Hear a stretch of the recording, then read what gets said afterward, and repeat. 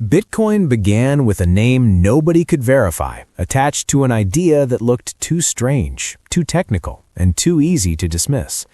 Today, that idea sits inside global finance. Banks watch it, governments respond to it, big funds package it, traders chase it.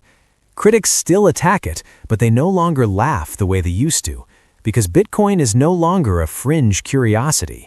It is too large, too visible, and too stubborn for that. And that is what pulls you in. How does something this huge come from someone who may not even be one person? Someone with no confirmed face, no public biography, no stage, no corporate launch, no clean origin story at all. We need to go back to 2008, because with Satoshi Nakamoto, the beginning is not a childhood memory or a dramatic family scene. The beginning is a fracture. It is a world where trust was breaking in public. Banks were collapsing, bailouts were rolling in. Institutions that had spent years presenting themselves as steady and serious suddenly looked reckless, protected, and strangely untouchable. Ordinary people could feel the imbalance, even if they did not know the technical language behind it. The system had failed, but the system was also being rescued. That contradiction sat in the air like smoke.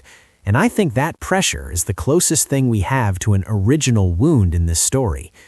Not a private wound we can pin to a verified life, but a public one. A crack in the financial order that someone out there was watching very closely. Then, on October 31st, 2008, a short message appeared on the cryptography mailing list. It did not arrive like a revolution. It arrived quietly. Satoshi Nakamoto wrote that he had been working on a new electronic cash system that's fully peer-to-peer with no trusted third party. That line sounds almost calm when you first hear it, but inside it was a direct challenge to the structure of modern money on the internet. Most online payments depended on someone in the middle, a bank, a processor, a company, a gatekeeper. Satoshi was proposing something else entirely, not a better middleman. No middleman. Here is where the deeper pattern starts to show. Plenty of people were angry at banks in 2008. Anger was easy to find. What was rare was precision. What was rare was the ability to take a broken idea that had defeated smart people for years and push it toward a working design. Because digital cash had always run into the same ugly problem. If money is just information, then what stops someone from copying it? And if it can be copied, then it is not scarce. If it is not scarce, it breaks. So the real problem was never just money, it was proof, order, verification, trust without trust. That is the first strong sign of the mind behind Bitcoin. Not loudness, not self-promotion, not rebellious theater.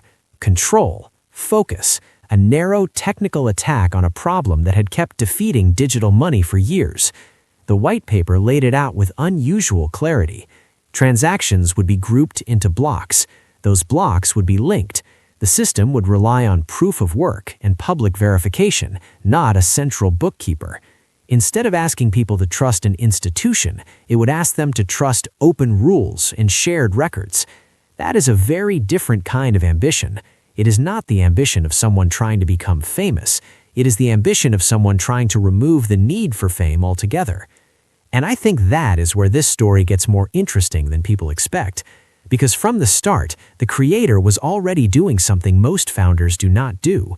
He was keeping himself thin inside the story. The idea came forward, the identity did not. The work took shape, the person stayed blurred. That distance gave Bitcoin a strange kind of purity, but it also created a hidden instability. The system was designed to remove dependence on trusted authorities, yet in the beginning, it still depended on a tiny group of technical people even understanding what they were looking at. That is a serious contradiction in the opening of the rise. The vision was massive. The audience was narrow. Bitcoin was aiming at the architecture of money while still living inside a skeptical corner of the internet. So even at the start, there were cracks beneath the surface. One crack was scale. The idea was built for the world, but almost nobody was paying attention. Another was social reality. A decentralized system still had to persuade human beings, and human beings are slow, suspicious, and tribal. Then there was the most haunting crack of all, absence. Even before the mystery became famous, Bitcoin was already growing around a creator who seemed unwilling to stand fully inside it. Most founders do the opposite. They make themselves visible early. They tell you who they are. They give interviews. They build trust by attaching flesh to the idea. Satoshi did not do that. The work came first. The name hovered above it like a mask. And that choice changed the emotional weather of the whole story. It made Bitcoin feel clean, but it also made it feel exposed. Because if the system succeeded, it would have to do so while orbiting someone who might never step into the light. Still, the rise had begun. The world did not know it yet, but the structure was there. A broken financial era. A creator drawn not to applause, but to design. A problem that had crushed earlier attempts at digital money. A solution that did not lean on trust in institutions. And behind all of it, a person, or maybe a group, already slipping backward even while the invention moved ahead. That is not a normal opening to a rise story. It is colder than that, stranger too. There is no neat underdog image to hold on to, no poor kid in a workshop, no rejected founder knocking on doors. What you get instead is obscurity so complete that it almost feels deliberate. And maybe that is part of the force behind Bitcoin. It did not begin with personality. It began with an argument against dependence itself, against centralized control, against the idea that digital value must pass through approved hands to become real. But that also meant the risk was bigger than most people could see. If this thing failed, it would disappear into the long graveyard of clever internet experiments. If it worked, it would not just become a product, it would become a challenge to banks, to governments, to the old model of trust. And if that happened, the creator's distance would stop looking like a quirk and start looking like something far more serious. Because the more Bitcoin grew, the less room there would be for Satoshi Nakamoto to remain a normal kind of founder. The rise was starting. The design was strong. The idea was alive. But underneath it, pressure was building, and what came next would ask far more of both the system and the ghost who made it. The paper alone would have died quietly if it had stayed an idea passed around by a few cryptographers on a mailing list. Plenty of smart ideas end that way. They sound sharp, they get admired in small circles, and then they disappear, because admiration is not enough. What changed this story was movement. In January 2009, Satoshi released the first Bitcoin software, and with that, the argument left the page and entered the world. This was no longer a clever response to a broken financial order. The network could run, blocks could be mined, transactions could be recorded. A structure that had existed only in theory was suddenly operating in real time. That is always a dangerous moment for any big idea, because reality is where weak designs fall apart. Bitcoin did not fall apart. It began to breathe. Very early on, Hal Finney stepped in, and you can feel how important that was. Finney was not random internet noise. He was respected, technically serious, and curious in the right way. He ran the software. He joined the tiny circle around the project. Then came the first recorded Bitcoin transaction when Satoshi sent Finney 10 Bitcoin. At a glance, it looks almost modest, like a footnote you could miss if you were reading too fast. But slow down and you see the real significance. A system designed to move value without a bank, without a payment company, without a trusted center, had actually done it. Not perfectly polished, not broadly known, but real. And once something becomes real, even in a rough form, the center of gravity changes. Critics are no longer arguing with a fantasy. They are arguing with a functioning thing. From there, the rise began to gather force, but in a way many people still misunderstand. It was not driven by spectacle. It was built through patient explanation, code revisions, technical debate, and something even more important than that, incentive design. Satoshi kept writing, replying, clarifying, defending choices, and refining the software. The tone in those exchanges is revealing. You do not hear someone desperate to be admired. You hear someone focused on architecture. He was not trying to sound grand. He was trying to make the system hold. I think that is one reason Bitcoin survived its fragile beginning. The creator was not chasing applause. He was narrowing in on durability. Here is where the deeper shift appears. A lot of people look at Bitcoin and see ideology first. Anti-bank anger, distrust of the state, the libertarian edge around the project. All of that existed. But that is only the visible layer. Under it was a far more disciplined piece of thinking.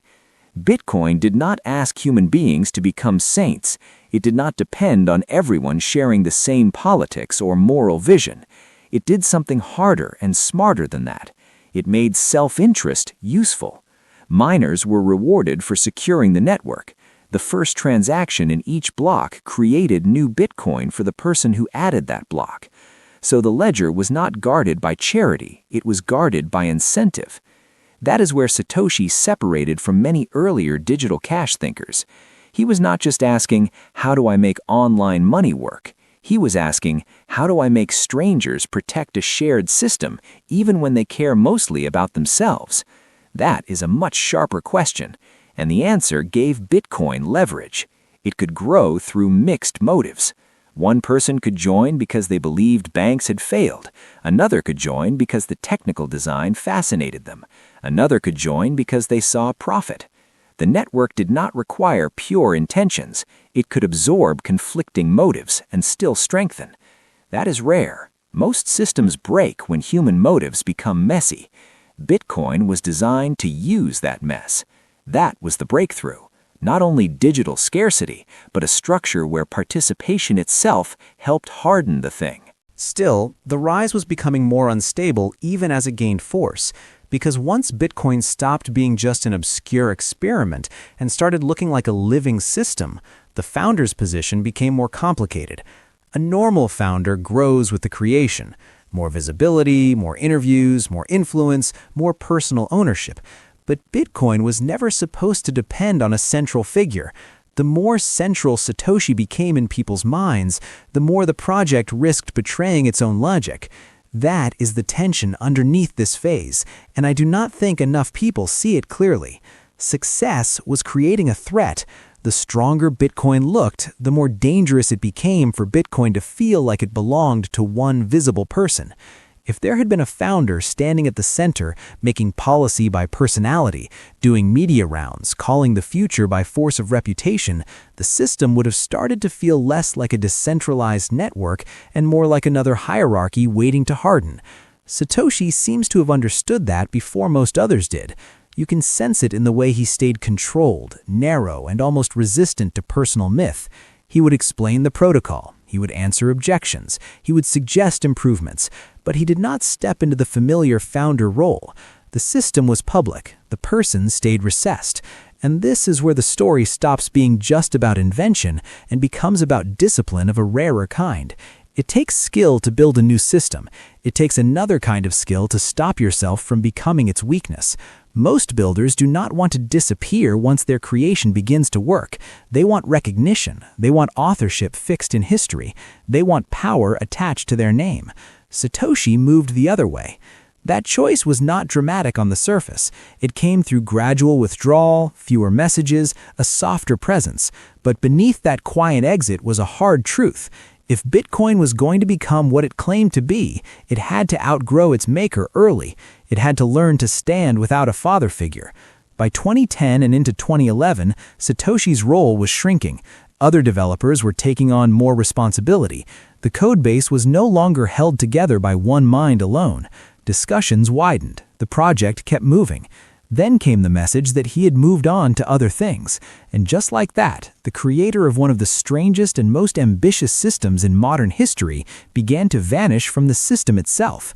No unveiling, no final speech, no polished legend crafted for the public, just absence.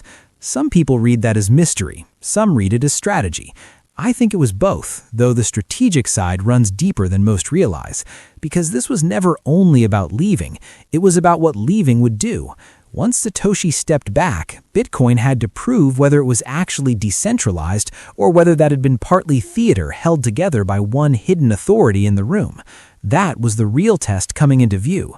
Could the network survive argument, growth, suspicion, and public pressure without the person who started it guiding every move? Could it keep coherence once the original voice was no longer there to resolve tension? Those questions were no longer theoretical. They were closing in. The rise was real by this point. The design had traction. The idea was spreading beyond the first circle. But with that growth came a heavier truth. Something built to remove trust from institutions was about to lose the one person many still trusted most inside the project. And when that happened, the mystery would deepen, the pressure would harden, and the real cost of this rise would finally begin to show. And for a while, nobody could be fully sure whether Bitcoin would prove what Satoshi claimed it could prove. Once he was gone, the project lost the one person who understood every corner of its original design, and that is a harder loss than people first realize. A founder can be ego, noise, or control. A founder can also be memory, direction, and a quiet source of order. Bitcoin had chosen the hardest possible path. It had to keep growing after its creator stepped away, and it had to do that while carrying the full weight of suspicion, volatility, and public misunderstanding on its own. Britannica says the last confirmed messages from Nakamoto came in April 2011, and even there you can hear the desire to pull away from the myth forming around the name. He said he had moved on, and in a final email he pushed back against being treated like a mysterious, shadowy figure. Nobody had met him in person, no photos existed, no final explanation came. The person left, but the uncertainty stayed. What follows from that is not a clean victory story. It is a stranger one. On the surface, disappearance looks like freedom. No interviews to survive, no boardroom politics, no public humiliation, no founder being dragged into every crisis. But the deeper cost may have been severe. I have to phrase this carefully because we do not know who Satoshi was, or even whether Satoshi was one person. But if there was a single human being holding that secret, then the burden was enormous by any normal standard.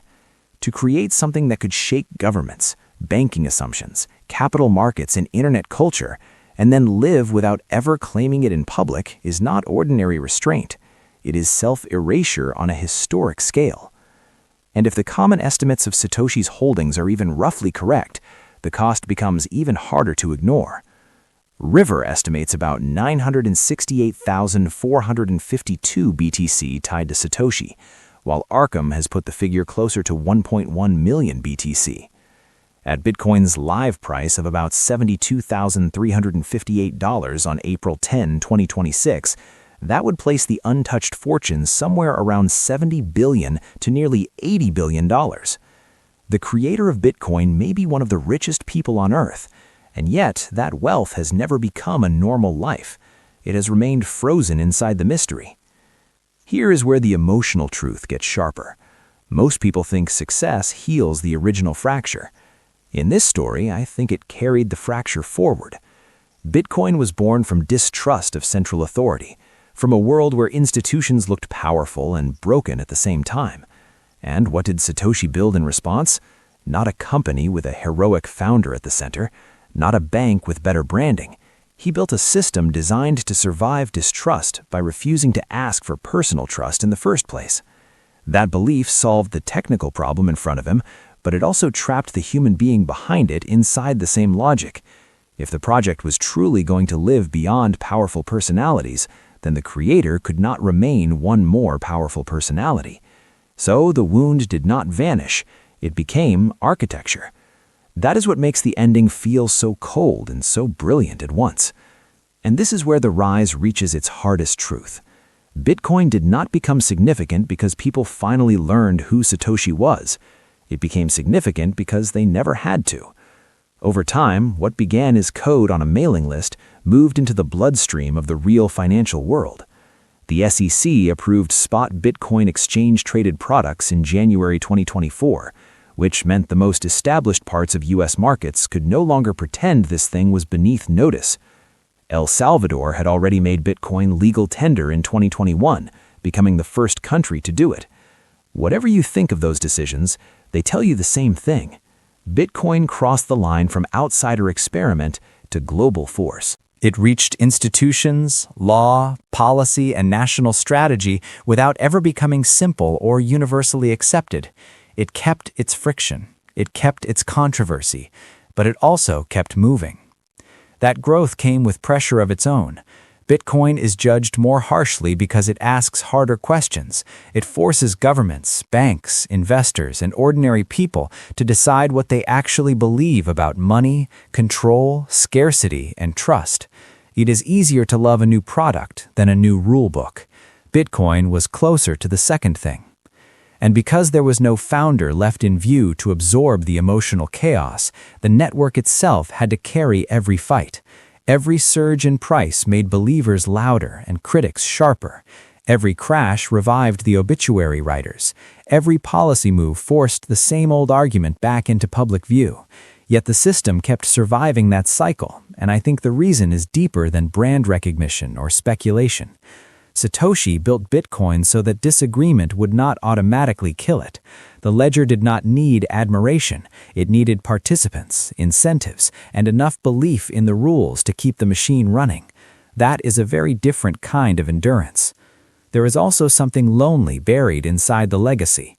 The name Satoshi Nakamoto became famous, but the human being behind it, if again there was one, never stood inside that fame in the way history usually allows.